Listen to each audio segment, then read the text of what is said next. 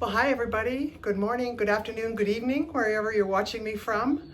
First of all, I have a few things to apologize for. One is my appearance. I've literally just come back from the gym and I'm headed into the studio and I'm going out later, so I'm going to clean up and shower and all that kind of stuff. But I wanted to get my kiln unloaded and do this video and get it out to all of you, so I hope you can enjoy it and maybe learn a thing or two about glazes.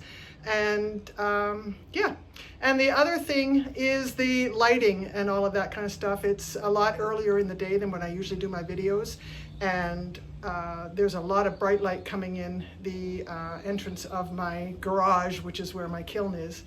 So it's kind of making this side kind of dark and this side kind of bright. So just bear with me, because you're not here to look at me. You're here to see the pottery that I'm unveiling in my unloading. I'm kind of excited about this. I've got some new stuff. I have a trade show next weekend, next Sunday. So I've been gearing up for that. I was supposed to have it at Christmas, but it got canceled because we had just torrential rains so much through the month of December that we were unable to attend the fair. So I've got my Christmas stuff and I've got the stuff that I've been making over the last month or two. And last thing I want to say before I get started is a big shout out and a big thank you to the many of you who have expressed your condolences in the passing of my husband. I really truly appreciate it. The clay community is amazing, and I get a lot of people who are saying that I'm inspiring them after their loss to get back into their pottery, and that just warms my heart more than you could possibly know. And if discussing the passing of my husband Brian has brought comfort to you, then that makes me really happy. I'm doing okay. I have my moments, but all in all, pottery has really been a lifesaver for me in a nice distraction and just getting my focus and my skill just back out there. So thank you all for that. So with all that said, now I'm going to open up the kiln.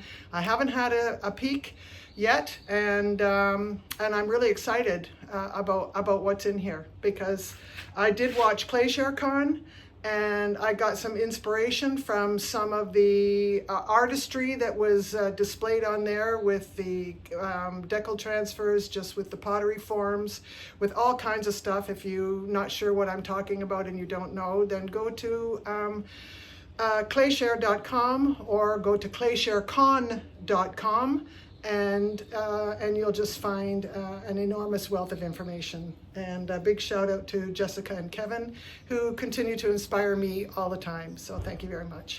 Anyway, let me go on.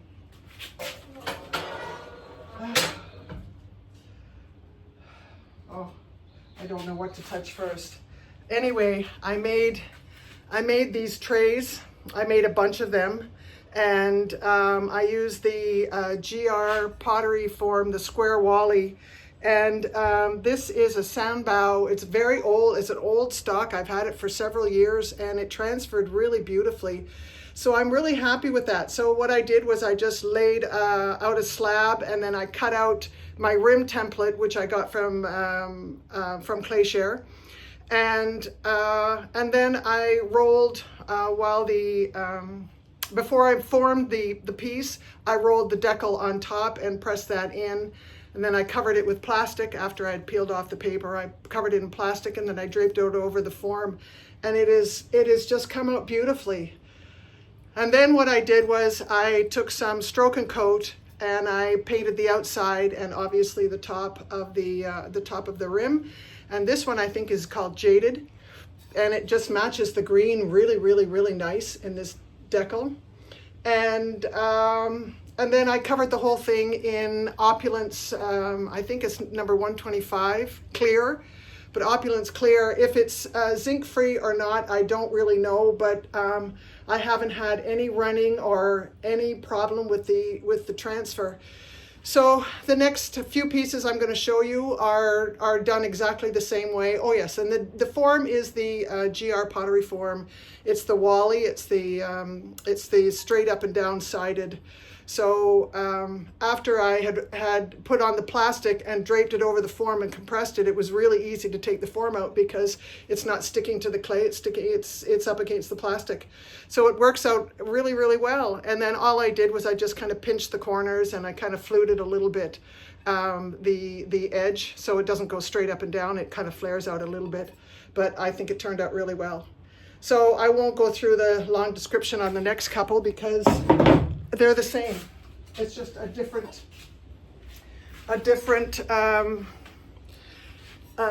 pattern. Now I love this one. I love it so much.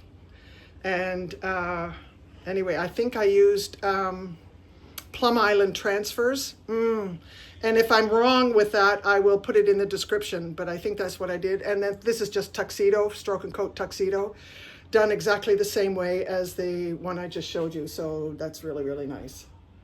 And I was opting whether or not, when I first looked at it, whether or not I was going to glaze on the outside, because actually with that white rim here, before I glazed it, the white in this transfer really popped. But I'm kind of glad I did. I really hummed and hawed over that, and anyway, it was a good decision. So you could either leave that blank and not put the stroke and coat on, or you can glaze it like I did. So here's another one, and this is with a Sanbao transfer.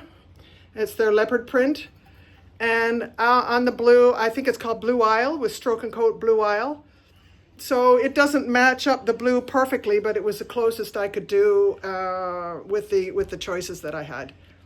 So again, done with the GR pottery form, the 8-inch Wally, and the Jessica Putnam Phillips, her rim template.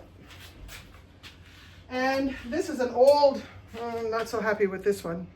Or maybe this is jaded, I'm not really sure. Anyway, this is an old transfer I did. I really loved it when I first saw it, and I've made a couple of pieces, and unfortunately they don't really sell in Jamaica, but I thought, let me just give it another try.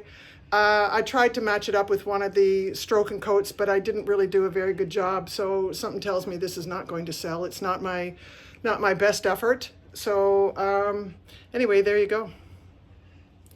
And that's really nice. And again, that's using Opulence 125 Clear. And I've never had any problem with any running. So we're down a couple of shelves already. And these are some smaller pieces.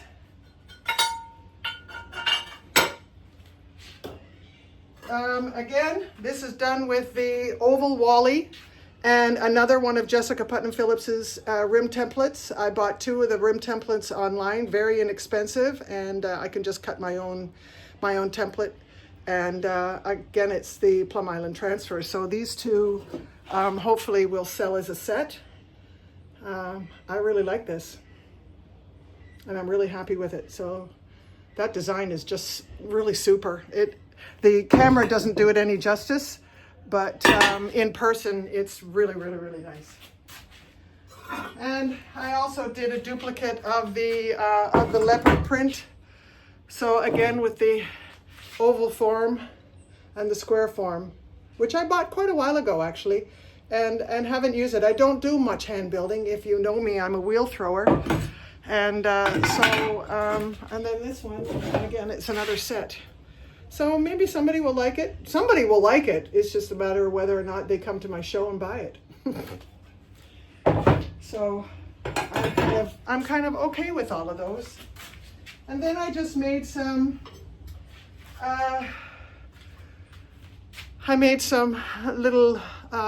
little trays. I just had some clay left over, so I just bought these off, and I think they're really kind of cute. So those are really nice.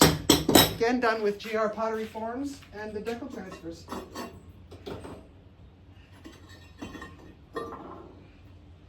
And I don't think it is Plum Island transfer that I used. I will have to go back and look at the name. And oh, I'm really happy how this turned out. Okay, we're on another level. So the last time I did a video, I showed you my two-piece planter, and then I did a video on how I made it. So this is the result of the video on how I made it, and this is with Clayscapes Cobblestone. It's a Jessica Putnam Phillips glaze. It's her recipe, and this is the insert that goes in, and it just sits in there like that. And then I have a hole in the bottom, and I will just run a wick, cotton wick that will go up, and then it'll twine into the soil, and then it just keeps your plant watered. It's really a nice idea. It's not an original idea. I did see it on Pinterest or Facebook or somewhere, and I copied it, and I really liked it. So I'm not sure who to give credit to for the design, but it's really quite nice. So there you go, and again, that's in Clayscapes Cobblestone. And sorry, it is warm here. All right, so I do make salt pigs, which are people know me for making salt pigs, and I make mine that look like a pig. I think it's kind of cute. So he just will sit on a flat ground like that, and he's a salt cellar. But the term for them is called a salt pig or a salt cellar, and I just make it look like a pig. So he's got a tail, got floppy ears, eyes, and of course a very big mouth. And so this one is done out of cobblestone. Again, the same as the planter I just showed you is from Clayscapes. So he's really cute. So anyway, there you go. I just make the eyes and I attach them on. So I just basically all I do is just a bellied cylinder, and then after I take it off and I trim the bottom, and then I just kind of plunk it down so it is kind of off shape. So I throw it this way, and then once I trim it, I then pound it onto a hard surface, and I just leave it there like that and let it do its thing, and then I add on the feet and the appendages and stuff like that. And this one is by Opulence Galaxy. It's kind of right here on the rim, around the mouth is really what the glaze is supposed to look like, but it's come out very gray. And it's a glaze that I've had for 15 years, and I don't use it very often, and I don't know why it has done that, but I will find out more. But anyway, this is another salt pig. It looks very much like the cobblestone. So what I did also is, this is the cobblestone, so I do the mate and I do it in opposites. So you put salt in this one because it's got the dark interior and it's easy to see the salt, and then you can put the pepper in this one, easy to see because the inside is white. And so there you go. These are a match set, and I will sell them together. And he's really cute. I really like him. Anyway, those are called salt pigs. And again, on the Galaxy, this is the same set on the Galaxy. And I have a girlfriend of mine in Orlando who absolutely swears by them. She uses hers all the time. And then this one is just done in Opulence eggshell, and then I just did swipes of cobblestone. And I really like how it turned out. It's just one swipe. Again, it's all dipping glazes. And so this is the pig, and I put a little gray swipe in his ear and stuff like that. So I'm really happy how he turned out. I think he's probably the favorite one I've ever made. So I'll probably make more like this with the spots and stuff like that. But there you go, there's my salt pig. So I'll stop moving it around because then you can't really see it. And there it is on the inside. He'll sit flat like that on the ground and just offer you the salt. And there's the back. And then I sign it on the bottom here. I probably got that upside down. Yep. So there's my signature. And I dip these in wax. I have a electric fry pan full of wax, maybe about a eighth of an inch of wax, and then I just lay my piece in that and wax the bottoms, and it never fails me. All right. And these are commissioned for a girlfriend of mine. So these are, you've seen me make these before. These are dimple, they have a dimple in them. Dimple goblets. They're 5 inches tall and about 3.5 inches wide. And it's Opulence Ultra White on the inside and Coyote Cobalt Blue on the outside. So I'm really happy with how these turned out. So they're a set of 4. So there's the inside and how it looks up on the rim. So turned out really well.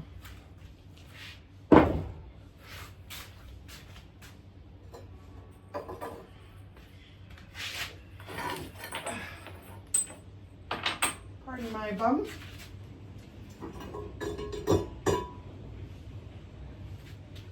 Okay. I did a set of bowls. And I did 3 sets of bowls, but I've only got 2 in this glaze. Anyway, this is dipped in ultra white. Actually, I lie. I dotted this with Amaco underglaze. This is chartreuse. And I did these ones all the same. There's 4 bowls that look just like this. And then I did a dip in ultra white, an Opulence Ultra White. So anyway, there you go. This bowl is about 6 inches wide and about 3.5 inches tall, to give you an idea. But I really like how the dots came out, and it feels really nice. Like I said, it's Amaco chartreuse underglaze and Opulence Ultra White full dip.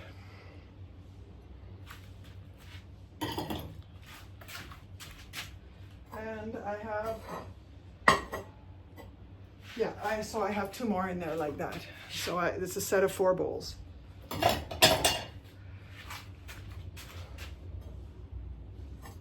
Now this is another set of bowls, but my dots are in different combinations, different patterns. So this is with Opulence black, velvet black. And it's just any pattern you want to do. And so they turned out really nice. And again, the same process as the chartreuse. After bisque firing, I applied the dots, and then when they dried the next day, I dipped them in Opulence Ultra White. So there you go. You can do whatever pattern you want.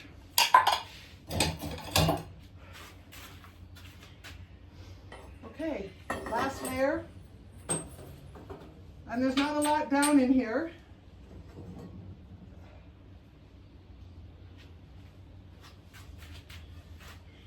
Okay. So, oh, this turned out beautiful. Oh no, I have a couple of, oh shoot. Oh, give me a second, please.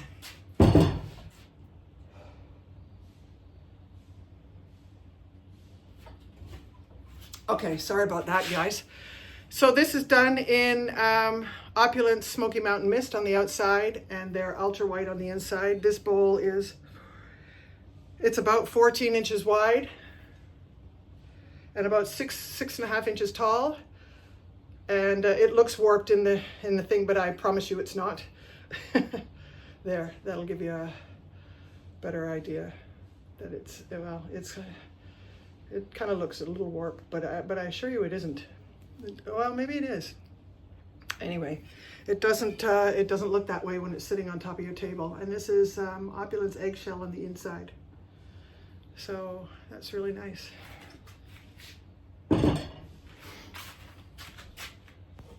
And it has 4 matching little salad bowls. Couple of splotches. I thought I got rid of all of those little things, but there's 1 or 2 little splotches on the inside. Pardon me, I have to cough.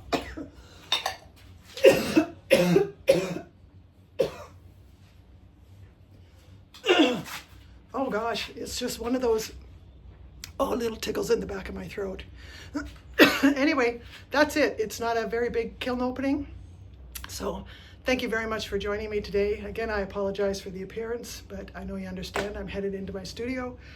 And I wish you all a really wonderful day. If you liked the video, please hit like. And if you would like to subscribe to my channel, that would be really wonderful. But it's okay if you don't. It's a free world. Anyway, thank you all very much for taking this 20 minutes of your time. And I look forward to seeing you again in my next unloading. Thanks a lot, everybody. Have a wonderful, wonderful day.